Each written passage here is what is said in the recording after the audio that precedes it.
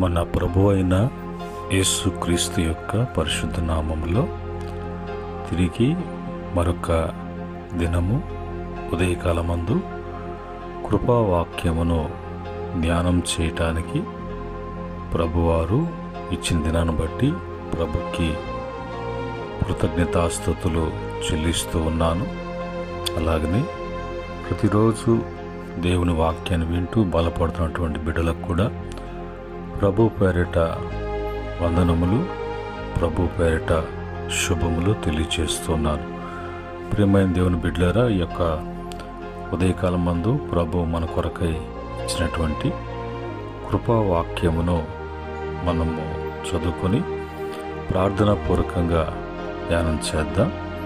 ఈ సమయంలో మరి యోబు గ్రంథము 1వ అధ్యాయము 8, 9, 10 వచనములో ఉన్నటువంటి మాటల్ని మనం చదువుకొని ప్రార్థనాపూర్వకంగా మనం ధ్యానం చేద్దాం.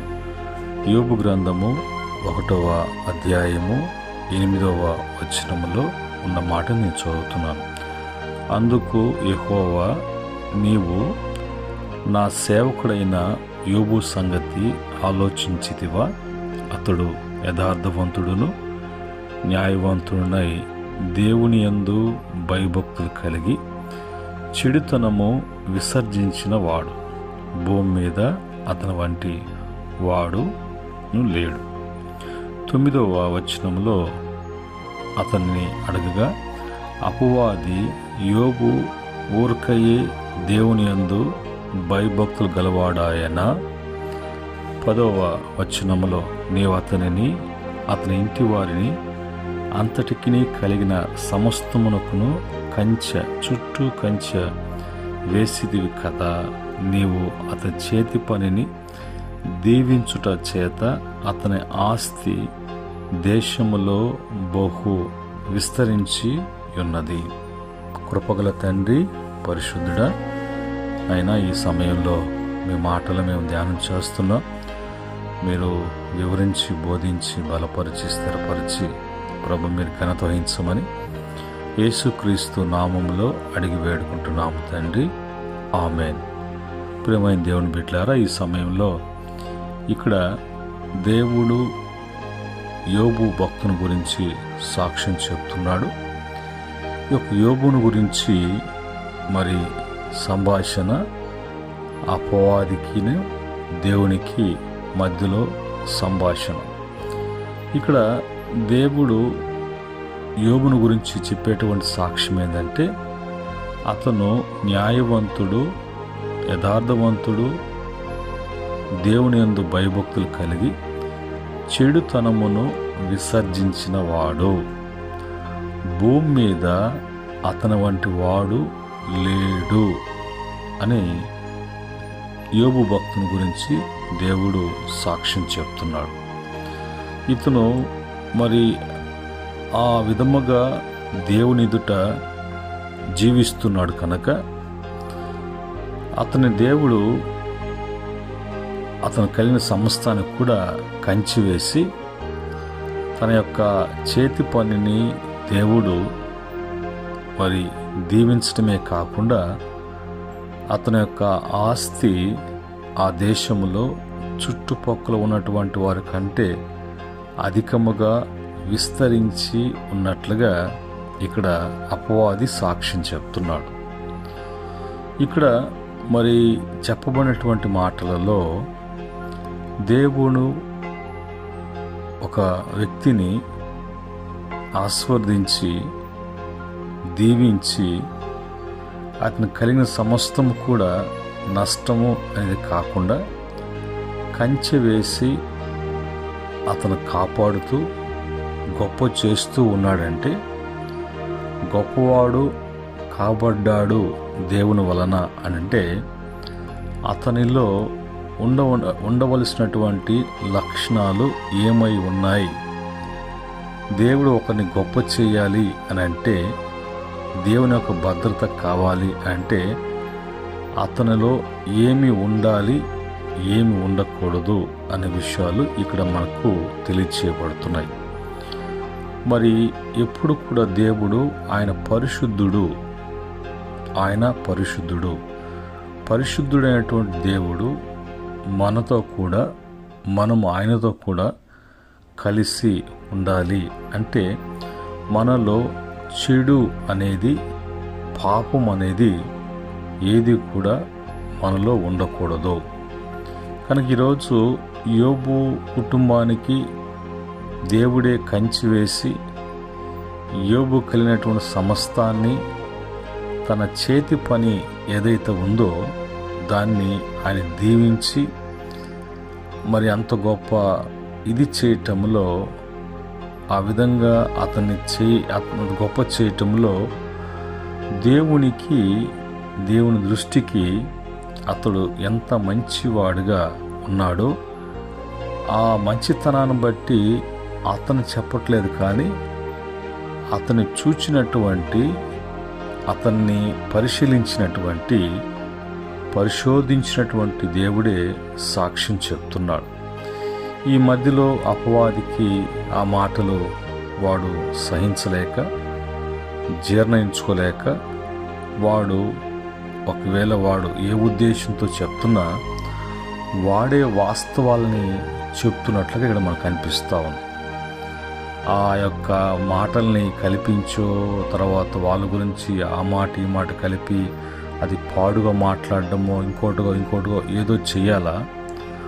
వాడికి అంత బాధ కలిగి ఉన్నా ఆ బాధలో ఏదో తప్పుడు మాటలు కలిపి చెప్పాల్సినట్టు సాతానుడు వాడు యోబును గురించి దేవుడు చెప్పినటువంటి గొప్ప సాక్ష్యాన్ని బట్టి వీడు కూడా వాస్తవాల్ని వాడు చెప్తున్నట్టుగా మనకి అక్కడ కనిపిస్తూ ఉంది. కనుక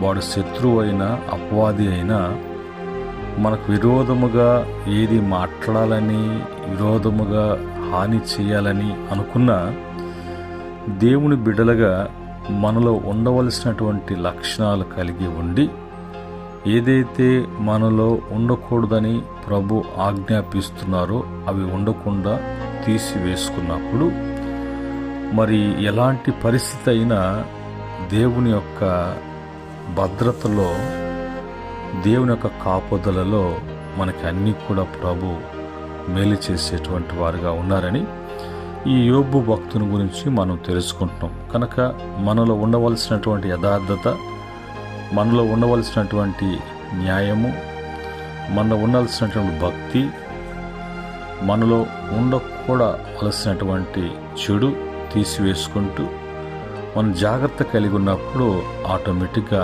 ప్రభు కంచె వేసి మనకు కలిగింది అన్నిటిని కూడా ఆయన మరి ఆస్వాదించి గొప్ప చేస్తారు. ఈరోజు మనం విసర్జించుట, వేటిని విసర్జించాలి అనేది వాక్యం నుంచి మనం చూడటానికి మరి ముందుకు వెళ్దాం. విసర్జించుట అంటే విడిచివేయటము, పారవేయటము, తొలగించటము, వదిలివేయటము, బయటకు విడుదల చేయటము అనేటువంటి విసర్జించటంలో అంతర భావాన్ని ఆ విధంగా మరి అర్థాలు పలుకుతూ ఉన్నాయి. ఈరోజు మనము ఏం విసర్జించాలి? అపోస్తుల కార్యము 15వ అధ్యాయము 20వ వచనములో ఉన్నటువంటి మాట, విగ్రహ సంబంధమైన అపవిత్రతను, జారత్వమును గొంతి పిసికి చంపిన దాన్ని, రక్తమును విసర్జించాలి అని అంటాడు. మరి దేవుని బిడ్డలుగా విగ్రహము, అపవిత్రత, జారత్వము, గొంతు పిసికి చంపినటువంటి వాటి యొక్క రక్తాన్ని, అటువంటి వేటిని కూడా ముట్టకుండా, వెళ్ళకుండా, వాటి దగ్గరికి రానికుండా వాటిని విసర్జించినప్పుడు ఆ చెడుని మనం విసర్జిస్తున్నాం. కాబట్టి దేవుని దృష్టికి మనము మరి పరిశుద్ధత కలిగినటువంటి వారముగా, న్యాయం కలిగినటువంటి వారుగా ఉంటాం. కాబట్టి దేవుడు ఇప్పుడు ఆయన మరి దీవించి గొప్ప చేయడానికి ఆయన ఇష్టపడతాడు. రెండవదిగా రోమపత్రిక 13వ అధ్యాయం 12వ వచనములో, రాత్రి చాలా గడిచి పగలు సమీపంగా ఉన్నది కనుక మనము అంధకార క్రియలను విసర్జించి తేజో సంబంధమైన యుద్ధోపకరణములు ధరించుకుందుము అనే మాట అక్కడ రాయబడింది. కనుక మనము ఏమి విసర్జించాలి? అంధకార క్రియలను విసర్జించాలి. తేజో సంబంధమైన యుద్ధోపకరణములు ఎప్పుడు కూడా ధరించుకునేటువంటి వారంగా ఉండాలి. మనకు వచ్చేటువంటి పోరాటము ఎక్కువగా ఆత్మ సంబంధముగా మనము పోరాడాల్సినటువంటి వారంగా ఉన్నాం. అలాంటప్పుడు అంధకార క్రియలను ఏది కూడా మనము వాటిని ఆకర్షించటం కానీ వాటిని అనుమతించటం కానీ కాకుండా అవి మన మీదకి దాడులు చేయటానికి ఏ విధంగా వచ్చినా తేజో సంబంధమైనటువంటి యుద్ధోపకరణలు ఎప్పుడు కూడా ధరించుకొని వాటిని జయించేటువంటి వారంగా మనము సిద్ధపడినప్పుడు దేవుని యొక్క మేలులు మనం అనుభవిస్తాం.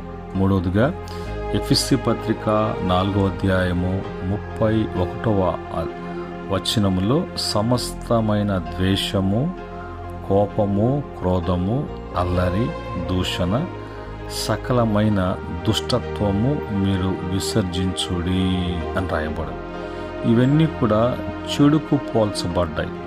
ద్వేషించటం కానీ, కోపడటం కానీ, క్రోధం అనేది కానీ, అల్లర్లు చేయటం కానీ, దూషించటం కానీ, అలాంటి దుష్టత్వమును మనం విసర్జించకపోతే ఇంకా అంధకారములో ఇంకా చెడు అనేది మనలో ఉంచుకొని ప్రభు మన యొద్దకు రాకుండా, ప్రభు కార్యాలు మన జీవితంలో జరగకుండా, ప్రభు కొరకు మనం ఉపయోగపడే పాత్రలుగా కాకుండా మనము మరి ఆ చెడులోని పాడైపోయేటువంటి పరిస్థితి కలుగుతుంది. కాబట్టి ఇవి విసర్జించాలి అనేది వాక్యం చెప్తుండగా, అలాంటి ఉంటే ఈ వాక్యాన్ని బట్టి మనం వాటిని తీసివేసుకోవటానికి, విసర్జించడానికి ఒకవేళ బలహీనతలు ఉన్నప్పుడు ప్రభుకు చెప్పుకున్నప్పుడు ప్రభువే ఆయన అందులో నుంచి విడిపిస్తారు. అలాగనే 4వదిగా కొలసీ పత్రిక 3వ అధ్యాయం 8వ వచనంలో ఇప్పుడైతే మీరు కోపము, ఆగ్రహము, దుష్టత్వము, దూషణ, మీ నోట బూతులు అను వీటన్నిటిని కూడా విసర్జించాలి. నోట్లో నుంచి బూతులు వస్తున్నాయి, దూషణలు వస్తున్నాయి. దూషించటము, ద్వేషించటము, నేరారోపణ చేయటము అనేది సాతాను యొక్క లక్షణం. వాడి యొక్క లక్షణాలు, వాడి యొక్క అలవాటులు, వాడి యొక్క గుణగణాలు కలిగినటువంటి వాడు దేవుని సంబంధిగా ఉండడు, కానీ అపవాది యొక్క సంబంధిగా మరి నాశనానికి దారితీస్తూ ఉంటుంది. 5వదిగా 1 తిమోతి పత్రిక 4వ అధ్యాయము 7వ వచనములో అపవిత్రములైన ముసలమ్మ ముచ్చట్లకు విసర్జించుడి, దేవభక్తి విషయములో నీకు నీవే సాధకము చేసుకొనుము. అపవిత్రములైన ముసలమ్మ ముచ్చటలకు ఎక్కువగా ఈ యొక్క సంభాషణ జరుగుతూ ఉంటాయి. ఆ సంభాషణలో వచ్చేటువంటి మాటలు మరి ప్రారంభంలో మరి మామూలుగా ఉన్న వెళ్ళే కొద్ది అపవిత్రమైనటువంటి మాటలు.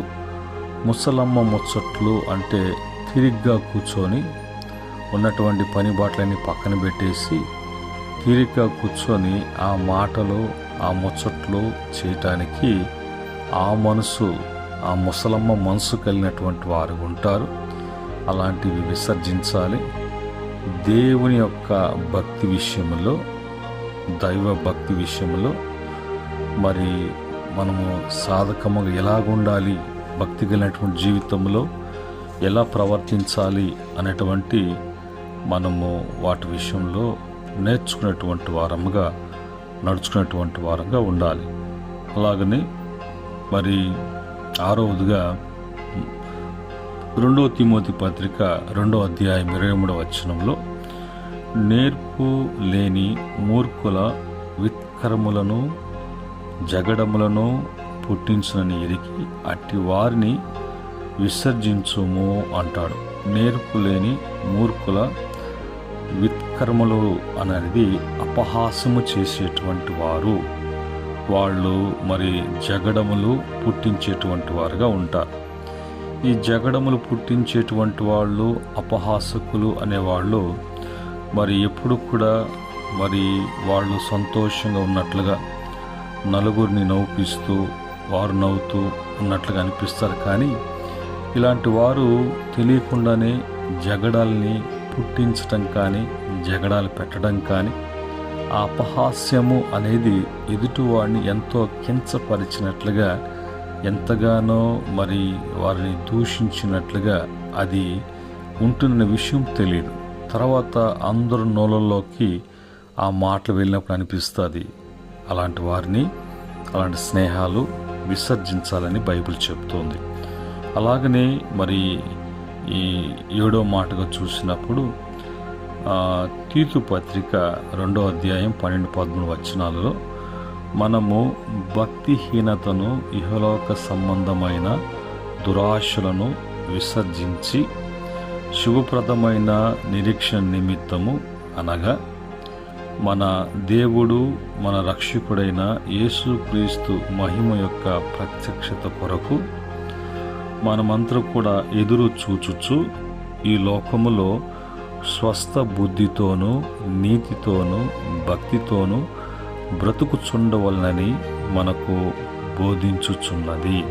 మనము మరి ఎలాగా బ్రతకాలని అంటే స్వస్థ బుద్ధి నీతితో భక్తితో బ్రతకాలని.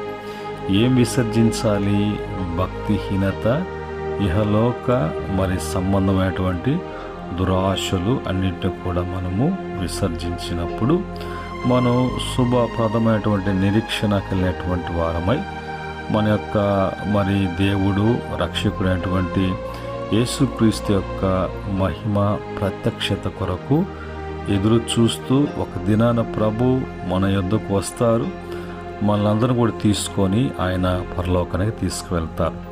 ఆ క్రమంలో 1 పేతురు పత్రిక 2:11 ప్రకారంగా, ప్రియులారా, మీరు పరదేశులను యాత్రికులనై ఉన్నారు కనుక ఆత్మకు విరోధముగా పోరాడు శరీరాశలను విసర్జించుడి. మనము మరి ఈ లోకంలో యాత్రికులుగా ఉన్నాం, ప్రయాణికులుగా ఉన్నాం.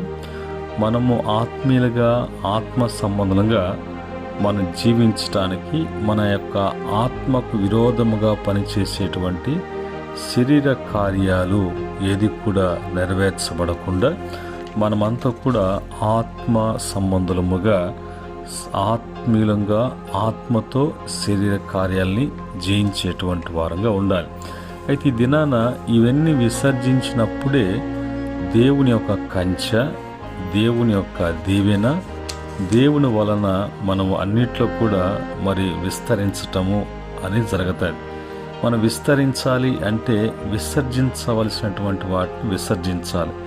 విసర్జించవలసినటువంటి వాటిని విసర్జించాలి అంటే దేవుని భయము అతనిలో ఉన్నప్పుడు ఆ భయము భయభక్తులను బట్టి యథార్థత కలిగి న్యాయంగా అతను నడుచుకుంటూ ఉంటాడు. కాబట్టి ఇప్పుడు ప్రభు అతనికి కలిగిన యావత్తు కూడా ప్రభు కంచెలో అతని చేతి కష్టార్జితం దీవించబడి అంతకంతకి దీవించబడతారు. అయితే మానవుడు ఏం చేస్తున్నాడు అంటే మరి సృష్టికర్త అయినటువంటి దేవుడు మనల్ని సృజించి పోషించి సంరక్షించి గొప్ప చేస్తున్న దేవుణ్ణి విసర్జించి ద్వితీయోపదేశకాండము 32 మరి 18-19 వచ్చిన ప్రకారంగా, 1 సమూయేలు 10వ అధ్యాయం 19 వచ్చిన ప్రకారంగా, 1 సమూయేలు 15వ అధ్యాయము 23-31 వరకు ఉన్నటువంటి వచన ప్రకారంగా మరి దేవుణ్ణి విసర్జించి దేవతలను విగ్రహాలను వాళ్ళు ఆశ్రయిస్తున్నట్లుగా వారు దేవునికి మరి విరోధముగా దేవుణ్ణి బాధపరిచేటువంటి వారుగా దేవునికి కోపము తెప్పించేటువంటి వారుగా వాళ్ళు ప్రవర్తించారు. ఇలాగ ప్రవర్తించేటువంటి వారు ఎవరు అంటే సామెతల గ్రంథము 1వ అధ్యాయం 32వ వచనంలో, జ్ఞానం లేని వారు దేవుని విసర్జించి నాశనమగుదురు, బుద్ధిహీనులు క్షేమము కలిగిందని మైమరించి నిర్మూలమవుతున్నారు. ఈరోజు దేవుణ్ణి విసర్జించేటువంటి వారు ఎవరు అని అంటే వాళ్ళు జ్ఞానము లేనటువంటి వారు. అలాంటి వారు నాశనమైపోతారని బైబిల్ చెప్తుంది. యెషయా గ్రంథము 1:28 ప్రకారంగా, అతిక్రమము చేయువారును పాపులను నిశ్శేషముగా నాశనమగుదురు, యెహోవాను విసర్జించువారు మరి లయమగుదురు అని వాక్యం చెప్తుంది. బైబిల్లో అలాగనే లూకాసు వార్త 9:22లో వాళ్ళు మనిషి కుమారుణ్ణి విసర్జించి ఆయన మీద నెపములు మోసి సిలువ వేయటానికి వాళ్ళందరూ కూడా యేసు ప్రభుకు వ్యతిరేకంగా వాళ్ళు మరి నిలిచారు. అప్పుడు ప్రభు దేని కొరకు ఈ లోకానికి వచ్చారు, ఆయన వచ్చినటువంటి ఉద్దేశం ఏంటి అనేది వాళ్ళకి తెలియచేసినా కూడా వాళ్ళ యొక్క ధర్మశాస్త్రాలు అని వాళ్ళు ఆ ధర్మశాస్త్రాలు పట్టుకొని వాళ్ళు విధించుకున్నటువంటి ఆచారాల క్రమాలను పాటించడానికి వాళ్ళు మనసు కలిగి యేసు ప్రభుని విసర్జించారు. దైవ కుమారుడు రక్షణ కార్యం జరిగించడానికి, ఈ లోకంలో ఉన్నటువంటి పాపం ఉన్న వారిని విడిపించడానికి ఆయన ఈ లోకానికి వస్తే ఆయన్నే విసర్జించడానికి, మరి సృష్టికర్త అయినటువంటి దేవుణ్ణే విసర్జించడానికి మనసు కలిగినటువంటి వారుగా నాశనం అవటం, నిర్మూలం కావటం అనేది జరిగింది. ఈ ఉదయకాలం మందు ప్రియమైన దేవుని బిడ్డలారా, మన జీవితంలో కూడా అలాంటివి సంభవిస్తూ ఉంటాయి. వాటి విషయంలో మనం జాగ్రత్త కలిగి వాటిని పరిశీలిస్తూ మనం భద్రం చేసుకోవాలని వాక్యం హెచ్చరిస్తుంది. అది ఏ రూపంలో రావచ్చు. వాటి విషయంలో ఎప్పుడైతే మనము జాగ్రత్త కలిగి ఉంటామో, జాగ్రత్త కలిగేటువంటి వాడు ఎవరంటే భక్తి గలవాడు, యథార్థంగా జీవించేటువంటి వాడు, మరి పాపాన్ని అపవిత్రతను ద్వేషించేవాడు ఆ విషయాల్లో జాగ్రత్తగా ఉంటాడు. ఈ మాటలను బట్టి ఈరోజు మనము విస్తరించాలి అంటే విసర్జించాలి అనే విషయాన్ని కూడా జ్ఞాపకం చేసుకోవాలి. వేటిని విసర్జిస్తే మనం విస్తరిస్తాము, దేవుడు మనల్ని విస్తరింపచేస్తాడు అనేది వాక్యం ద్వారా మనం విన్నాం. ఆ వాక్యాన్ని బట్టి మనం సరి చేసుకుందాం. దైవ దీవెనలతో మనము అన్ని విషయాల్లో వృద్ధి చెందటానికి దేవుడు ప్రతి బిడ్డకు కూడా సహాయం చేయనుగాక. ఆమేన్. పరమందున్న మా తండ్రి, పరమందు సింహాసనాసీనుడు అటువంటి పరలోకపు మా ప్రియ తండ్రి, మిమ్మల్ని స్తుతిస్తున్నాం. ఈరోజు మా జీవితాలలో మేము అభివృద్ధి చెందటానికి, మేము ఆనందించడానికి, వృద్ధి చెందటానికి మేము ఎంత కష్టపడినా కూడా మాలో ఏదో ఒక లోపము, లోటు, ఏదో ఒక ఆటంకం ఎందుకు అన్నప్పుడు ఈరోజు మేము విసర్జించవలసిన విషయాలని విసర్జించకుండా వాటి విషయంలో మేము అంధకార సంబంధమైనటువంటి వారముగా జీవిస్తున్నటువంటి జీవితాలు ఏంటి, మేము విస్తరించకుండా అభివృద్ధి చెందకుండా మాలో ఉన్నటువంటి ఆ లోటుపాట్లు ఏంటో తెలియచేశారు. ఈ మాటలను బట్టి ప్రతి బిడ్డ సరిచేసుకొని సరిదిద్దుకొని జాగ్రత్త కలిగి బిడ్డలనైనా నీ కంచె కాపుదలలో కలిగిన సమస్తము కూడా దీవించబడి విస్తరించబడేటట్ల కృప దయచేయమని, ఈ దిన బిడ్డల యొక్క ప్రతి ప్రయత్నంలో మీ సహాయము, మీ కాపుదలు ఉంచమని యేసుక్రీస్తు నామంలో అడిగి వేడుకుంటున్నాం తండ్రి. ఆమేన్. పరమ తండ్రి దేవుని ప్రేమ, మన రక్షకుడు యేసు కృప, పరిశుద్ధాత్మ యొక్క సహవాసం మరి ఈ మాటలు వింటున్న బిడ్డలకును సకల పరిశుద్ధులకు ఆయన దాసులకును సదా తోడే నడిపించునుగాక. ఆమేన్. దేవుడు మిమ్ములను మీ కుటుంబాలను కలిగిన యావత్తును కూడా దీవించి ఆస్వాదించి వృద్ధిపరచునుగాక. ఆమేన్.